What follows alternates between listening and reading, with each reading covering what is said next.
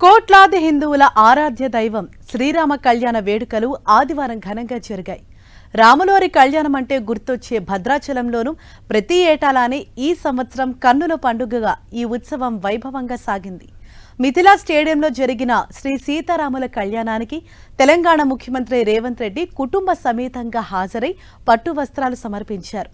అభిజిత్ లగ్నంలో జరిగిన జానకిరాముల కళ్యాణానికి పెద్ద సంఖ్యలో భక్తులు హాజరై పులకించిపోయారు.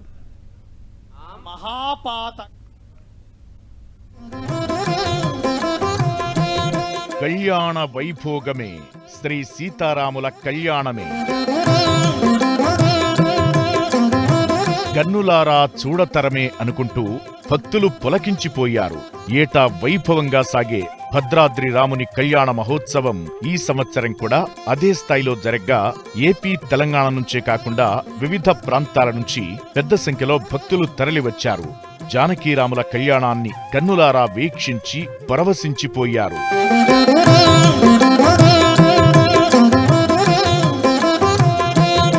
భద్రాద్రిలో సీతారాముల కళ్యాణ వేడుకలకు రాష్ట్ర ప్రభుత్వం తరపున ముఖ్యమంత్రి రేవంత్ రెడ్డి దంపతులు హాజరై ముత్యాల తలంబ్రాలు, పట్టు వస్త్రాలను అందజేశారు. ఉప ముఖ్యమంత్రి భట్టి విక్రమార్క, మంత్రులు Ponguleti Srinivasa Reddy, Tummala Nageswara Rao, Konda Surekha, CS Shantakumari, TTD chairman BR Naidu సహా పలువురు ఉన్నతాధికారులు హాజరయ్యారు.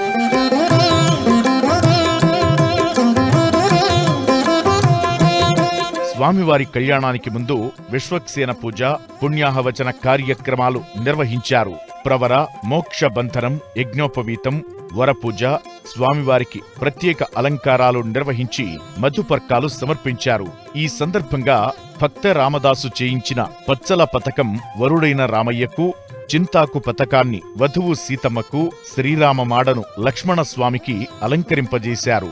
అనంతరం మహాసంకల్పం చేసి సరిగ్గా 12 గంటలకు అభిజిత్ లగ్నంలో అర్చక స్వాములు వధూవరుల శిరస్సుపై జీలకర్ర బెల్లం ముంచారు. దశరథ మహారాజు, జనక మహారాజు, భక్త రామదాసు చేయించిన 3 మంగళసూత్రాలను భక్తులకు అర్చక స్వాములు చూపించి మాంగళ్యధారణ గావించారు. అనంతరం నూతన వధూవరులను గోదాదేవి అనుగ్రహించిన నాట్య తిరుమళి ప్రబంధంలోని వారణమాయం పాసురాలను పఠనం చేశారు.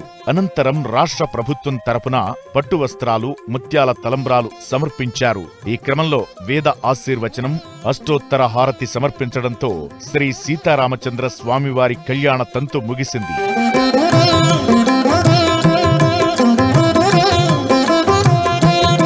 రాములవారి కళ్యాణానికి వచ్చిన భక్తులకు ఇబ్బందులు తలెత్తకుండా అధికారులు కట్టుదిట్టమైన చర్యలు తీసుకున్నారు.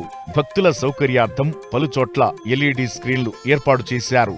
అలానే వేసవి కాలాన్ని దృష్టిలో ఉంచుకుని వాటర్ బాటిల్స్, మజ్జిగ ప్యాకెట్లు, అన్నప్రసాదం అందజేశారు.